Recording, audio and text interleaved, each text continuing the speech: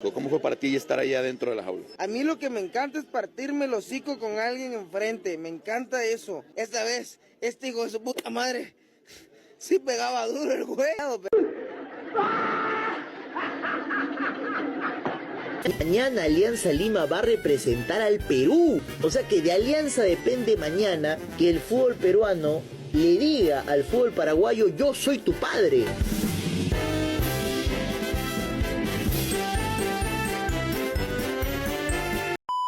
Empezó por fin la fase de grupos de la Copa Libertadores y la Copa Sudamericana este 2025 y ya tuvimos el debut de dos equipos peruanos el día martes. Alianza Lima pisó tierra y mordió el polvo tras caer de local frente a Libertad por 1-0, mientras que Cienciano aburrió y decepcionó en Cusco frente a Atlético Mineiro con un bajito empate por 0-0.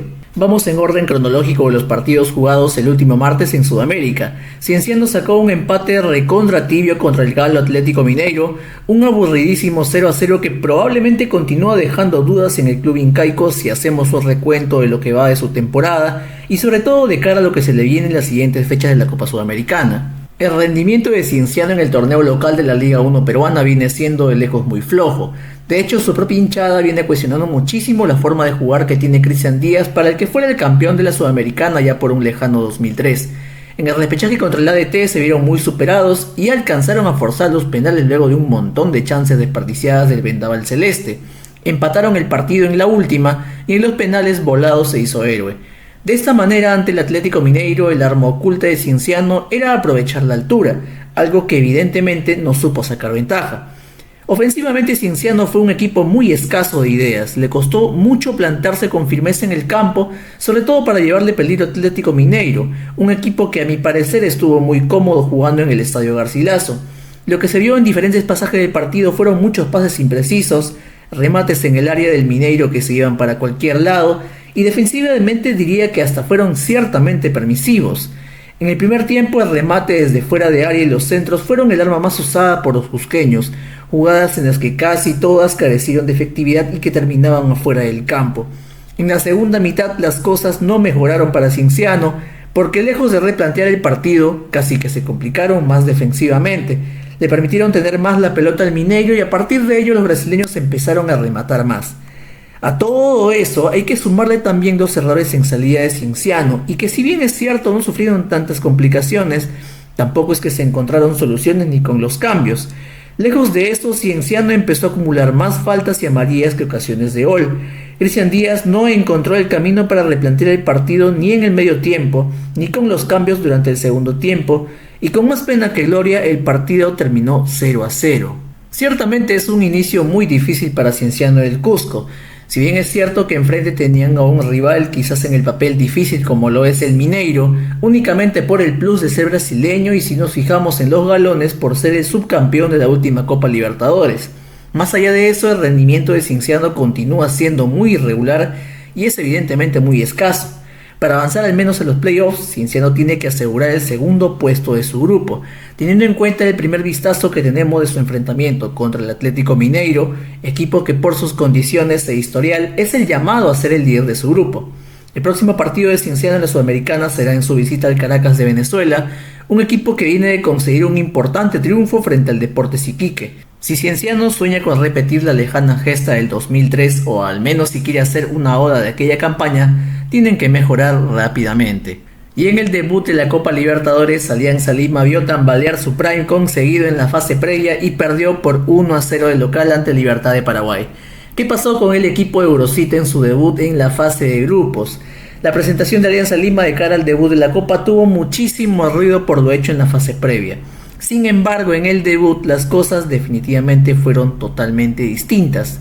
Luego del parón por eliminatorias, Alianza Lima guardó a todos sus titulares frente al ADT de Tarma, apostándolo todo para el partido contra el Libertad. Un Libertad que en su torneo local viene puntero, con 8 puntos de diferencia con el segundo y de cuyas referencias se tiene que es un equipo el cual parte de su buen rendimiento se debe al buen funcionamiento de su cantera. Es un equipo que mezcla juventud y con una propuesta sólida en cuanto a la estabilidad de su equipo. Si bien es cierto, de buenas a primeras Alianza Lima no era menos que su rival, el inicio del partido lo tuvo muy complicado, casi que hacía recordar al partido de ida de Melgar frente a Cerro Porteño. Y casi al igual que nuestros compatriotas de la República Independiente de Arequipa, el partido fue cuesta arriba para Alianza tanto en el funcionamiento como para intentar romper el muro que colocaron los paraguayos.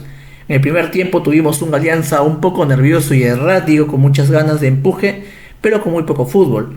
El equipo de Grosito no pudo encontrar en Pablo Cepelini ser el jugador que destrabe el juego atascado que proponían los paraguayos. A todo esto también teníamos que sumarle el hecho de que Libertad no había ido al Alejandro Villanueva a especular con el marcador, sino todo lo contrario. En el golpe a golpe el juego estaba parejo, pero las sensaciones de cara al gol estaban más con Libertad que con Alianza Lima.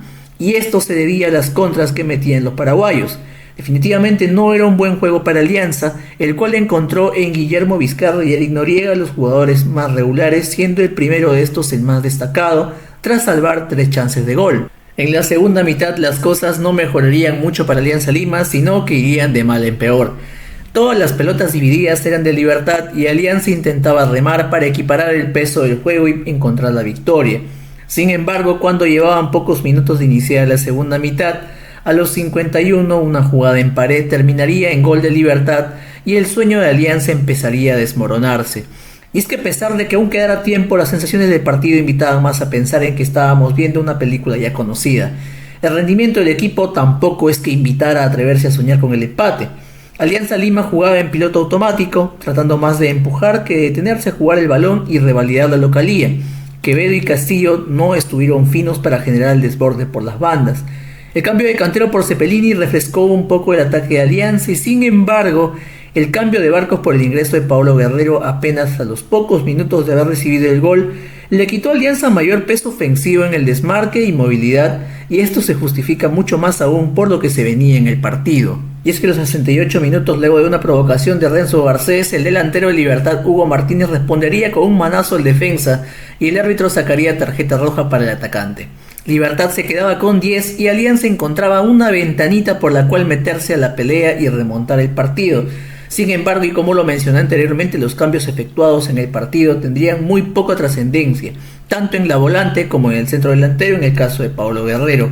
A pesar de tener un jugador más, el juego de Alianza se volvió más repetitivo y también demasiado predecible, tanto por la misma fórmula de ataque durante todo el partido, como también porque las jugadas pasaban por intentar alimentar a Guerrero con pelotas dentro del área, además de que los remates que casi todos se iban afuera. A esto le sumamos el paso de los minutos y la desesperación que nubló aún más el criterio del equipo de Grosito para atacar.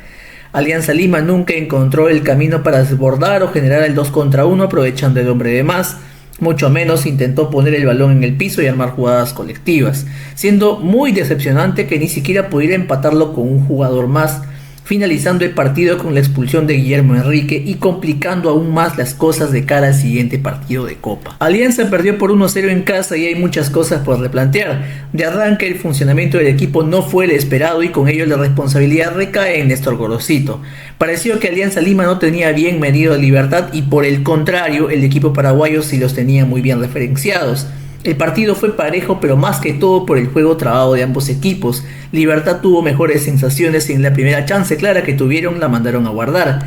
Esto exige totalmente la efectividad que tienes que tener en la Copa Libertadores y mucho más, porque si bien es cierto Alianza logró eliminar a 3 equipos en fase previa para acceder a la fase de grupos, es necesario superarse porque la exigencia en esta fase obviamente es mayor. Y eso que estamos hablando del primer partido. Si a Libertad en la previa se los veía como el equipo parejo a vencer o pelear el segundo puesto junto con Talleres, presuntamente por tener nivel similar, este resultado cambia las cosas y la expectativa definitivamente. El próximo partido de Alianza en la Copa será visitando a Sao Paulo en Brasil, un partido del cual habría que preocuparse y muchísimo. En este debut con Libertad, Alianza ve descartada totalmente su defensa titular. Miguel Trauco salió lesionado, Zambrano y Garcés quedan fuera por acumulación de amarillas y para colmo Guillermo Enrique se hizo expulsar. Van a afrontar el partido con una defensa suplente y si somos realistas, si los suplentes son muy irregulares en el torneo local, en Copa Libertadores, lo más probable es que Sao Paulo pueda propinarles una segunda derrota.